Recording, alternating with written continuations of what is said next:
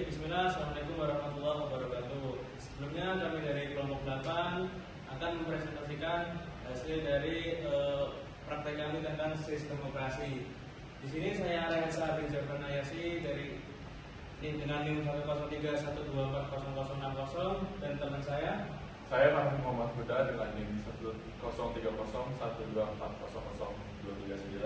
Saya Sani Azhara dengan NIM 10301243052. Saya Afrizal Sisil Pratama dengan NIM 103012438. Baik, kali ini saya akan menjelaskan topik yang pertama, yaitu prosesor isu.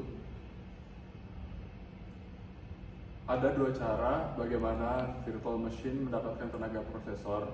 Yang pertama lewat emulasi software seperti QEMU. Ini fleksibel tapi lambat karena software harus meniru hardware sepenuhnya. Cara kedua yang dipakai hampir semua sistem modern adalah penjadwalan waktu atau scheduling. Di sini hypervisor bertindak sebagai manajer yang membagi-bagi waktu. Dari CPU fisik ke CPU virtual secara bergantian, ini jauh lebih cepat dan efisien. Next. Lalu ada tantangan migrasi dari fisik ke virtual. Masalah klasik saat pindah server fisik ke virtual machine adalah pemborosan sumber daya. Banyak tim IT minta spesifikasi virtual machine yang sama persis dengan server lama mereka. Padahal server fisik lama biasanya banyak yang underutilized. Ditambah lagi prosesor baru saat ini jauh lebih kuat dibanding 3 tahun yang lalu. Jadi virtual machine yang lebih kecil sebenarnya sudah cukup untuk mengimbangi server fisik yang lama. Next. Lalu di sini ada praktik terbaik pengaturan vCPU atau virtual CPU. Prinsip utamanya adalah mulai dari yang kecil, cukup beri satu vCPU dulu, kalau kurang tinggal tambah. Hampir semua OS sekarang bisa mengenali CPU tambahan tanpa harus dimatikan. Next.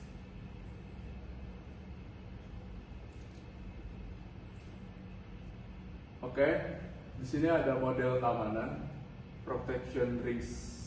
Yang pertama itu ada ring 0 atau trusted. Di sini tempat kernel atau OS atau hypervisor bekerja. Lalu di sini ada ring ketiga yaitu untrusted. Tempat aplikasi itu berjalan. Lalu ada intersepsi hypervisor. Di sini hypervisor berjalan di ring 0 fisik. Selanjutnya adalah slide manajemen memori pada virtual machine. Pada slide ini saya akan membahas tentang manajemen memori pada virtual machine. Memori merupakan salah satu konfigurasi paling penting dalam virtual machine karena sangat mempengaruhi performa sistem.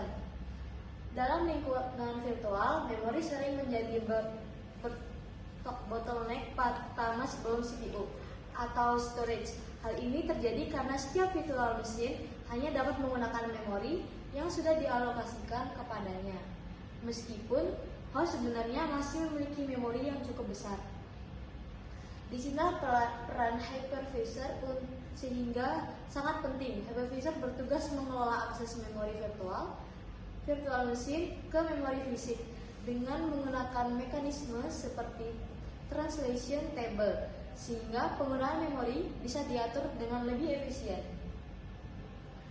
Selanjutnya ada slide overprovisioning memory. Virtual machine diberikan memori lebih besar dari yang sebenarnya dibutuhkan. Hal ini sering dilakukan karena meniru kebiasaan pada server fisik lama. Namun praktek ini dapat menyebabkan pemborosan memori fisik. Akibatnya, jumlah virtual machine yang bisa dijalankan dalam satu host menjadi terbatas, sehingga efisiensi infrastruktur menjadi menurun. Selanjutnya adalah optimasi memori oleh hypervisor page sharing. Untuk mengatasi permasalahan tersebut, hypervisor menyediakan berbagai teknik optimasi memori. Salah satunya adalah page sharing. Page sharing memungkinkan halaman memori yang sama antar virtual machine untuk dibagikan, sehingga penggunaan memori menjadi lebih hemat. Selain itu, terdapat juga teknik pre-learning di mana hypervisor dapat mengambil kembali memori dari virtual machine yang sedang jarang digunakan saat terjadi tekanan memori. Dengan mekanisme ini, alokasi memori dapat disesuaikan secara dinamis sesuai kebutuhan. Selanjutnya ada diagram virtual memory dan physical memory. Pada diagram ini dapat kita lihat hubungan antara virtual memory dan physical memory. Beberapa virtual machine memiliki memori virtual masing-masing, namun semuanya dipetakan ke satu memori fisik melalui hypervisor. Hal ini menunjukkan bagaimana hypervisor berperan sebagai penghubung utama dalam mengelola dan mendistribusikan memori fisik agar dapat digunakan secara optimal oleh seluruh virtual machine. Oke, kesimpulannya, sebagai manajemen memori yang baik, sangat penting untuk meningkatkan efisiensi virtualisasi. Dengan bantuan hypervisor, penggunaan memori dapat dioptimalkan tanpa mengganggu kinerja virtual machine. Oleh karena itu, pemahaman yang baik tentang manajemen memori akan membantu kita dalam membangun sistem virtualisasi yang lebih efisien dan andal. Bismillah, selanjutnya di sini saya akan menerangkan tentang virtualisasi dari I/O management. Performa pada suatu aplikasi sangat bergantung pada alokasi bandwidth server. Kendala pada akses penyimpanan maupun keterbatasan arus data jaringan dapat mengakibatkan penurunan kinerja dari sebuah aplikasi itu sendiri. Oleh sebab itu, efektivitas virtualisasi I/O menjadi faktor krusial dalam keberhasilan virtualisasi bekerja secara keseluruhan. Manajemen I/O dalam virtualisasi melibatkan pengelolaan permintaan I/O dari mesin virtual melalui perangkat yang disimulasikan oleh hypervisor. Hypervisor sendiri dia bertindak sebagai perantara antara perangkat mesin virtual dengan perangkat fisik pada server host. Dia memastikan komunikasi yang efisien dan pengalokasian sumber daya yang optimal, serta pendekatan ini memungkinkan intervensi perangkat keras, fleksibilitas, dan peningkatan kinerja dalam lingkungan virtual. Dan untuk komponen dari I/O management sendiri dapat dilihat terdapat 4 komponen. Yang pertama yaitu virtual machine. Virtual machine dia menjalankan sistem operasi, yaitu OS dan aplikasi, dan mengirimkan permintaan I/O. Lalu yang kedua di sini ada virtual device atau driver perangkat virtual. Dia berada di dalam OS yang fungsinya dia mengelola perangkat I/O virtual dan mengirimkan permintaan I/O ke hypervisor. Lalu yang paling inti di sini ada hypervisor. Hypervisor dia menjadi perantara antara virtual machine dengan perangkat keras fisik, di mana dia berfungsi untuk mengatur, menjadwalkan, dan mengisolasi permintaan I/O dari banyak virtual machine. Dia menjamin keamanan dan efisiensi akses sumber daya. Lalu yang terakhir ada physical server atau perangkat I/O virtual. Perangkat yang disimulasikan oleh hypervisor. Contohnya seperti hard disk, virtual atau network adapter. Mungkin bisa di next. Penanganan permintaan I/O dalam mesin virtual, sistem operasi berinteraksi dengan driver perangkat untuk membuat kinerja. Di sini ada beberapa prosesnya dapat dilihat, ada application dan juga physical server dalam hypervisor sendiri. Untuk prosesnya pertama yaitu penanganan permintaan I/O. Di sini operating system meminta dari application yang akan diproses oleh NIC driver dalam virtual machine. Lalu yang kedua ada perangkat yang disimulasikan. Perangkat yang disimulasikan alih-alih langsung terhubung ke perangkat fisik mesin virtual, dia menggunakan perangkat yang disimulasikan dulu dan dikelola oleh hypervisor sendiri. Perangkat yang disimulasikan ini menerima perangkat fisik umum seperti kartu antarmuka jaringan atau pengontrol generik, misalnya SBFA atau IDE. Lalu yang paling inti di sini ada hypervisor. Dia bertindak sebagai perantara antara virtual machine dan physical server. Lalu yang terakhir selanjutnya ada pengaturan dan pemantauan. Dia mengatur permintaan I/O dari mesin virtual ke perangkat fisik yang sesuai dan memastikan bahwa mesin virtual yang benar menerima responnya, dan juga hypervisor juga memantau ini dan mengontrol interaksi ini. Lalu yang terakhir dia eksekusi fisik. Setelah dia terima di NIC, dia langsung mengeluarkan outputnya yaitu fisik berupa network. Oke.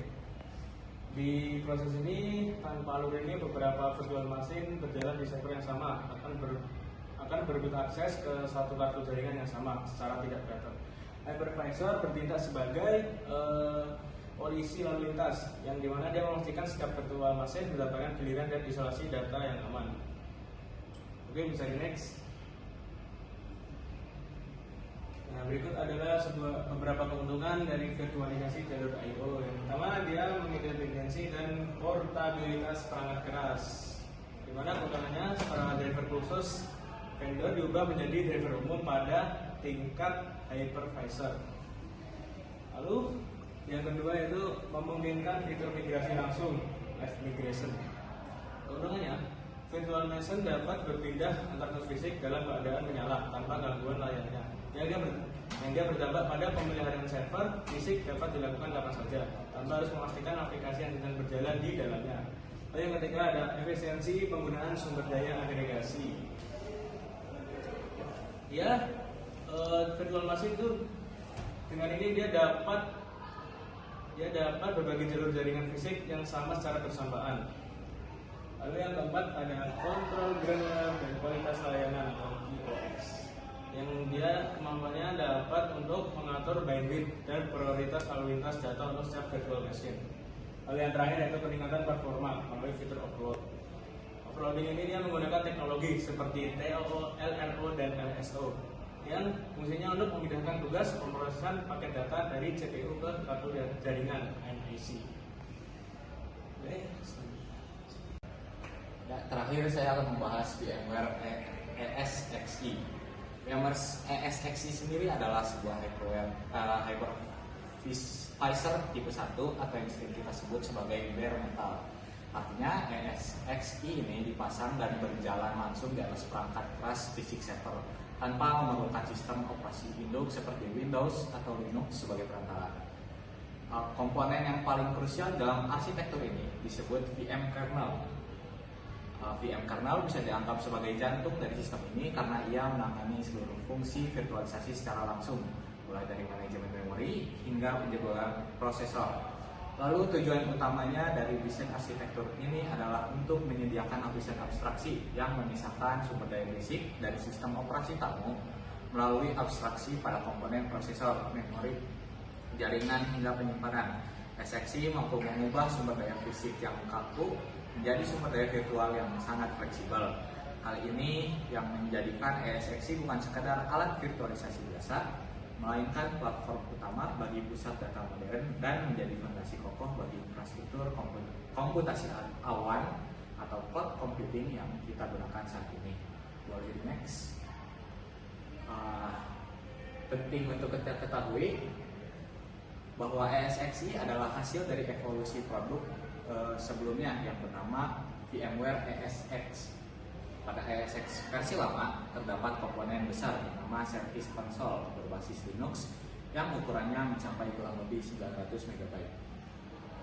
Namun pada ESXi VMware membuang seluruh lapisan Linux tersebut dan memindahkan fungsinya langsung ke VM kernel sehingga ukurannya menyusut menjadi hanya 100 MB. Dampak keamanannya adalah dengan membuang kode Linux yang besar, celah serangan atau attack surface menjadi jauh lebih kecil dan sistem menjadi lebih stabil. Next. ESXi juga memiliki fitur mobilitas seperti storage, vMotion, dan fault tolerance. Sistem akan menjalankan VM cadangan yang gerakannya persis sama dengan VM utama di server yang berbeda. Jaminan operasionalnya adalah untuk memastikan layanan tidak pernah terputus. Jika server fisik utama rusak, layanan akan langsung berpindah ke cadangannya secara instan tanpa pengguna menyadarinya, sehingga tercapai kondisi zero downtime. Next. Pada slide terakhir ini, ESXi sangat cerdas dalam mengelola dirinya sendiri melalui fitur DRS dan DPM. DRS akan memindahkan beban kerja secara otomatis ke server yang lebih longgar, Sementara BPM akan mematikan server yang menganggur untuk menghemat listrik. Target efisiensinya adalah optimasi performa secara total. Dengan kontrol I/O yang ada, kita bisa memastikan aplikasi kritis selalu mendapatkan prioritas sumber daya dibandingkan aplikasi biasa. Mungkin segitu saja presentasi yang dapat kami sampaikan. Bila ada kurang atau salahnya mohon dimaafkan. Wassalamualaikum warahmatullahi wabarakatuh.